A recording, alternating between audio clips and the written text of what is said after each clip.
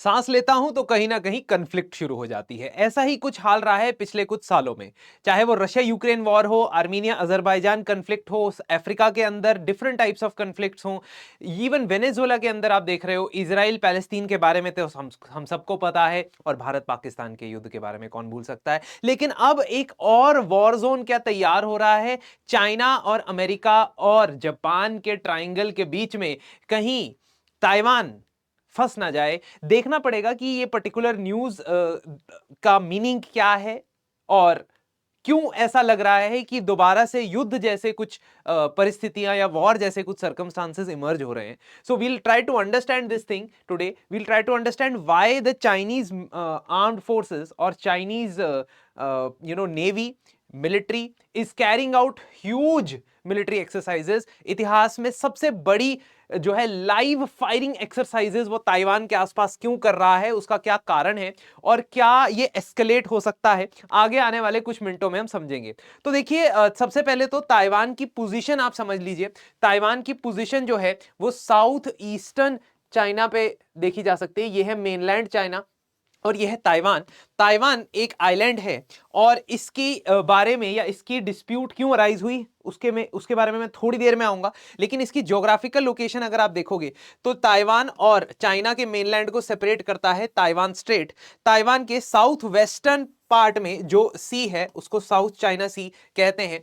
Taiwan के north में east China सी है, और ताइवान के ईस्ट में फिलीपींस सी है। प्लीज ये वाटर बॉडीज की जो लोकेशन है उसका आइडिया आप रख लीजिए, क्योंकि बहुत इंपॉर्टेंट चीज आ जाती है जब भी हम कंफ्लिक्ट जोन या प्लेसेस इन न्यूज वाले जोन के बारे में समझते हैं, पढ़ते हैं। अब देखते हैं कि हुआ क्या है बेसिकली। तो what happened last week is something that seems to have triggered this particular position, क्योंकि डोनाल्ड ट्रंप की अमेरिका ने, यूनाइटेड स्टेट्स ने ताइवान के साथ $11 बिलियन की एक वेपन्स सेल को फाइनलाइज किया है। ये $11 बिलियन की जो वेपन्स सेल है, it is greater than any other deal which US has done with Taiwan. तो ये बहुत बड़ा अमाउंट है इस डील का। इसके बाद Chinese embassy in US has reposted the post of Chinese Ministry of Foreign Affairs, जिसमें उन्होंने कहा है कि anyone who crosses the line or makes provocations on Taiwan question will be met with China's firm response and all attempts of stopping reunification will fail. What is this reunification that the Chinese are talking about?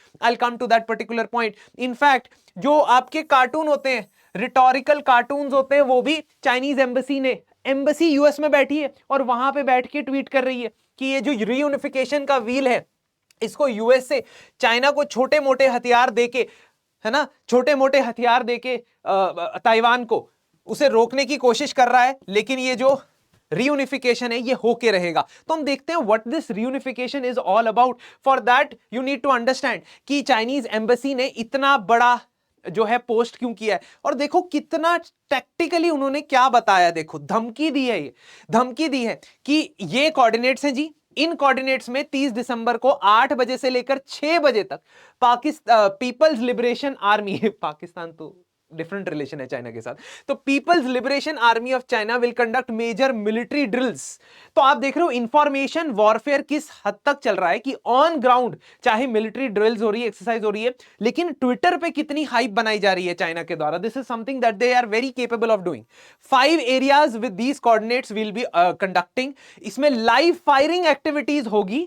तो it is, कहने को ये drills है, war games है, लेकिन ये Taiwan को encircle कर सकता हूं मैं, ये बता रहा है ना, ये मैं ताइवान को एनसर्कल कर सकता हूं, चाइना ये बता रहा है। और चाइना ने रिसेंटली बहुत सारे ऐसे रिटोरिकल इमेजेस, वीडियोस भी अपलोड किए हैं।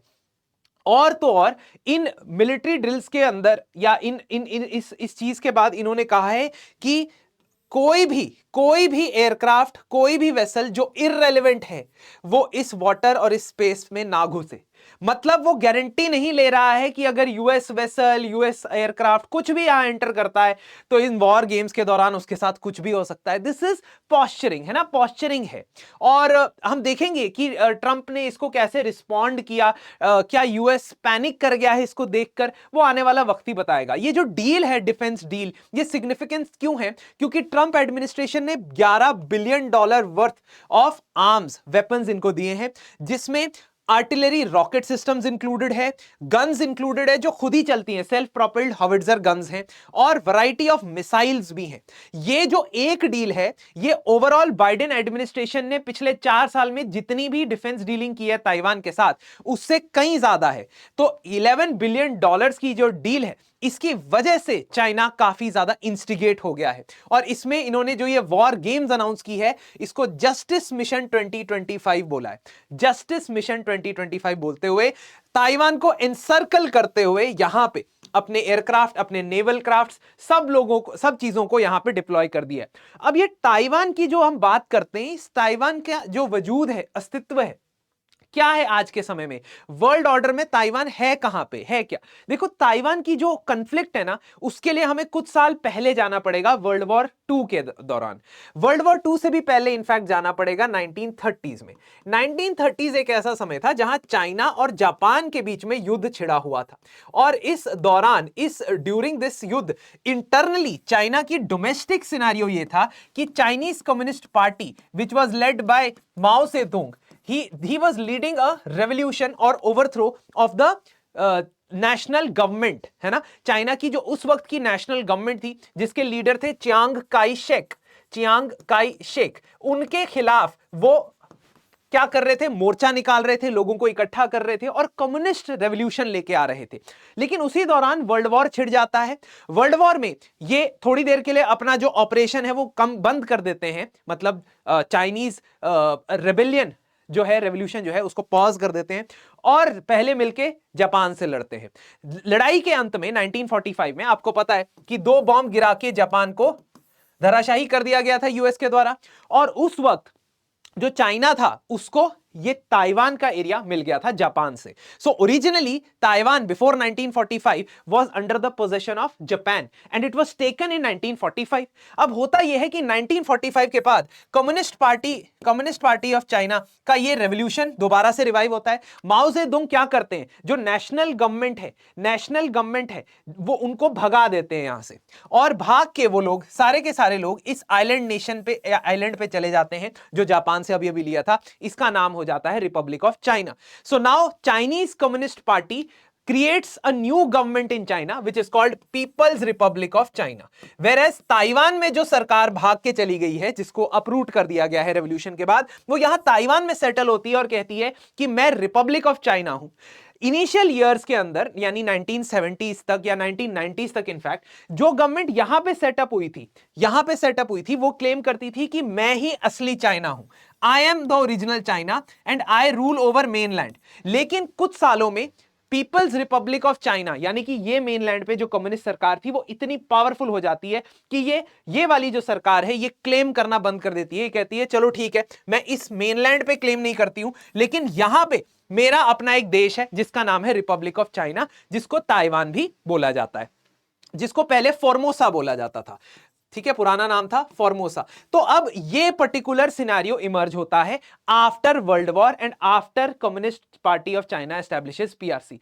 लेकिन 1990s के बाद से आप देखो शिफ्ट ये है कि रिपब्लिक ऑफ चाइना कहता है कि मैं मेनलैंड चाइना के ऊपर रूल नहीं करता हूं, लेकिन ताइवान जो है वो मेरा है, मैं एक सेपरेट कंट्री हूं, I am not part of China, ये कहना शुरू कर देता है। ऑल्दो ताइवान के अंदर भी नेशनलिस्ट पार्टीज है। नेशनलिस्ट पार्टीज मतलब वो पार्टीज जो ज्वाइन करवाना चाहती है चाइना के साथ। ऑफ कोर्स चाइना उसको फंड करता होगा उन पार्टीज को, लेकिन ताइवान के अंदर भी ऐसी पार्टीज हैं जो पावर में आती हैं तो चाइना के साथ जुड़ने की बातें करती है। लेकिन पिछले कई सालों से ऐसी पार्टीज वहां पे इलेक्शन जीत रही है जो चाइना के साथ ज्वाइन नहीं करना चाहती, मर्ज नहीं करना चाहती। वहीं दूसरी तरफ पीपल्स रिपब्लिक ऑफ चाइना कहता है कि ताइवान बस हमारा एक रोग प्रोविंस है, रोग मतलब बागी हुआ प्रोविंस है, हमारा ही पार्ट है हम, लेकिन अभी जो है उसको शांति से रहने दे रहे हैं ताकि पीस मेंटेन रहे, लेकिन आने वाले समय में हम उसे अपने साथ इंटीग्रेट कर ही देंगे। ठीक है, तो इट सेज हां, हम ऐसा हो सकता है आपको कुछ ऑटोनॉमी दे दे, कुछ special different type of government दे दे, लेकिन इवेंचुअली आपको चाइना को ज्वाइन करना ही पड़ेगा। करना ही पड़ेगा और चाइना चाहता है। पहले तो उसका ओरिजिनल प्लान था कि 100 इयर्स ऑफ रेवोल्यूशन 1949 के बाद 2049 तक 49 तक ताइवान को इंटीग्रेट कर दे। बट रीसेंट टाइम्स में ऐसा देखने को मिल रहा है कि चाइना कहीं जल्दी ये काम करना चाहता है, बहुत जल्दी ये काम करना चाहता है और उसे इंटीग्रेट करना चाहता है। इंटरनेशनली भी चाइना को सपोर्ट धीरे धीरे 1971 के बाद मिलना शुरू होता है। वो इसलिए क्योंकि यूएस रशिया को रोकने के लिए, यानी यूएसएसआर को रोकने के लिए, निक्सन जो प्रेसिडेंट होते हैं यूएस के, वो भेजते हैं किसिंजर को चाइना के पास, और चाइना के पास जाके वो कहते हैं कोई बात नहीं आप हमारी तरफ हो जाओ, हमारी साइड हो जाओ, यूएसएसआर को कंट्रोल करने में हमारी मदद करो, आपको वर्ल्ड लेवल पे जो भी मदद चाहिए हम प्रोवाइड करेंगे। उसके बाद इंटरनेशनल यूनाइटेड नेशंस के अंदर पीपल्स रिपब्लिक ऑफ चाइना, जो कम्युनिस्ट पार्टी के द्वारा चलाया जाने वाला चाइना था, उसको पहली बार रिकॉग्निशन मिलती है। अदरवाइज 1971 से पहले तक यूएसए भी जो भागे हुए लोग थे, नेशनलिस्ट गवर्नमेंट वाले, जो आरओसी थे, रिपब्लिक ऑफ चाइना के रूलर्स थे, उनको मानते थे असली चाइना।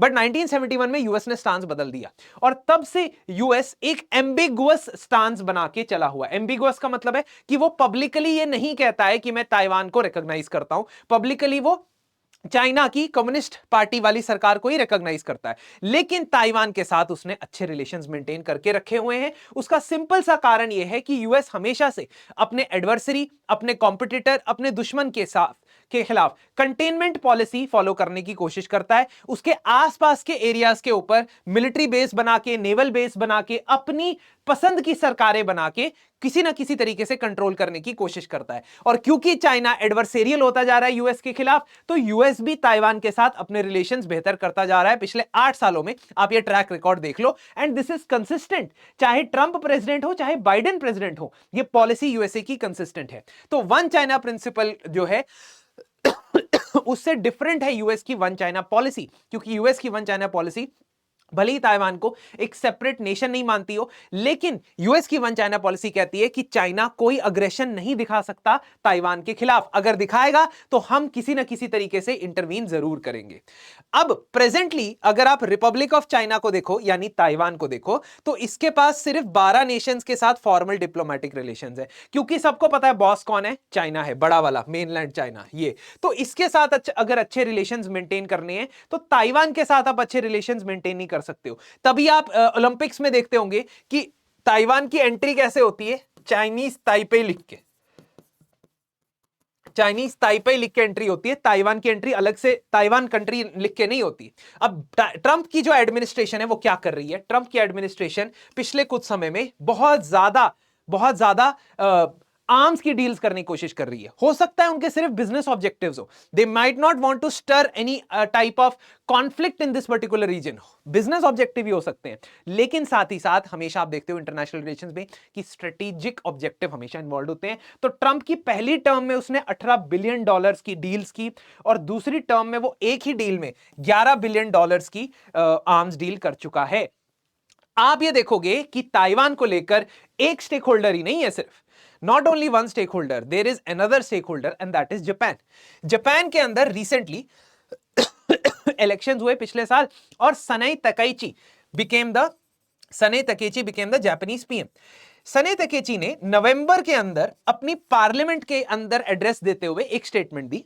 उस स्टेटमेंट में उन्होंने कहा कि फ्यूचर में अगर चाइना ताइवान पे हमला कर देता है और उसे अपने कब्जे में लेके आ जाता है, if China tries to take over Taiwan and get it under its control, तो ये जापान के लिए एग्जिस्टेंशियल थ्रेट हो सकता है, क्योंकि फिर who is to say कि आगे जो आइलैंड्स हैं, है ना, ये चेन ऑफ आइलैंड्स हैं, इनको लेकर चाइना अग्रेसिव ना हो जाए। तो इसीलिए जापान जो 1945 से अपने कॉन्स्टिट्यूशन को पैसिफिज्म की बेसिस पे चलाता है, यानी मिलिट्री को मिनिमम स्ट्रेंथ पे रखते हुए सिर्फ इंटरनल सिक्योरिटी या सेल्फ डिफेंस या डिजास्टर मैनेजमेंट के लिए डिप्लॉय करता है। जापान की पॉलिटिकल पार्टीज अब इस सोच में पड़ी हैं कि हम अपना संविधान बदल देते हैं, let us change our constitution and make it so that we can increase our military. क्योंकि 1945 में जो जापान का संविधान बना था वो ऐसी कंडीशंस पे बना था जो यूएस ने सेट की थी after dropping the 2 atomic bombs. इसीलिए ये पूरा रीजन डिपेंड करता है ताइवान की सॉवरेंटी पे, ताइवान की सॉवरेंटी इस पूरे रीजन की स्टेबिलिटी को डिफाइन कर सकती है। इस वजह से ये पर्टिकुलर रीजन बहुत ज्यादा न्यूज में रह सकता है आगे आने वाले समय में। ट्रंप की माने तो ट्रंप इसे सीरियसली नहीं ले रहे। ट्रंप का कहना है कि देखो ये तो हर बार 20 सालों से नेवी ड्रिल करते आ रही, मिलिट्री ड्रिल करती आ रही। लेकिन ट्रंप की पॉलिसी का एक इंपॉर्टेंट एलिमेंट है उनकी अनप्रेडिक्टेबिलिटी। कल को ही ये अपनी स्टेटमेंट बदल सकता है आदमी, ठीक है। इसीलिए we can not be very very sure that what steps will be taken by US in future. Taiwan की और उनकी सरकार की मानो तो उन्होंने तो अपने बचाव के लिए कदम उठाने शुरू कर दिए हैं। उन्होंने ये कहा है कि अगले साल तक या 2030 तक हम अपने बजट का 5% जो है डिफेंस पे लगाएंगे। हम अपना आयरन डोम भी बना लेंगे, जैसे इजराइल के पास डिफेंस बैलिस्टिक मिसाइल को काउंटर करने के लिए अपना आयरन डोम है, वैसे ही हम आयरन डोम भी बना लेंगे, है ना। और इंडिया की कॉन्टेक्स्ट में अगर देखा जाए, लास्ट चीज जो देखेंगे इंडिया के कॉन्टेक्स्ट में, इंडिया इसमें क्या कर रहा है, इंडिया ज्यादा फेरबदल नहीं करने की कोशिश कर रहा है। उसका सिंपल रीजन यह है कि अभी नेबरहुड में बहुत टेंशन है भाई साहब, बांग्लादेश में बहुत टेंशन है, पाकिस्तान के साथ at the cusp of conflict हमेशा ही हम रहते हैं। तो इसीलिए इंडिया ने over a period of 7 to 8 years, especially after the 2020 clashes at Galwan Valley, Taiwan के साथ पार्टनरशिप धीरे धीरे इंप्रूव की है। बट पब्लिकली उसने कभी भी ताइवान को as a independent nation recognize नहीं किया है। तो 1990s में पहली बार भारत और ताइवान एम्बेसी खोलते हैं, है ना। First time they open the embassies, but that was because US के साथ अच्छे रिलेशन मेंटेन करने थे। चाइना ने तब 2017 में जब ताइवान के पार्लियामेंटेरियंस भारत आए थे तब एक प्रोटेस्ट लॉन्च किया था, ठीक है। 2020 से भारत थोड़ा असर्टिवली ताइवान के बारे में बात करता है और डिफेंड करता है चाइनीज ताइवान के लोगों को अगेंस्ट चाइनीज अट्रोसिटीज और if there are any efforts to try and control China.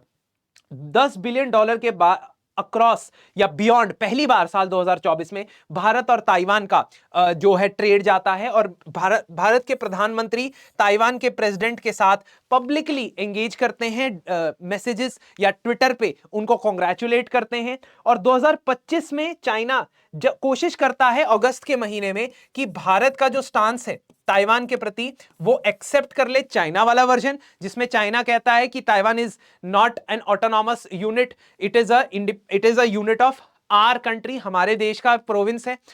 India कहता है कि नहीं हमने अपना पोजीशन चेंज नहीं किया है, हम अभी भी दोनों कंट्रीज से डील करते हैं। ऑल्दो हम ताइवान को एक इंटरनेशनल कंट्री नहीं मानते, लेकिन ताइवान की गवर्नमेंट से हम सेपरेटली बात करेंगे, ठीक है। और इसी वजह से आपने देखा होगा कि जब चाइना अरुणाचल को अपना हिस्सा मान रहा है तो हम क्यों ताइवान को, why should we not assert that Taiwan is not to be dealt with separately।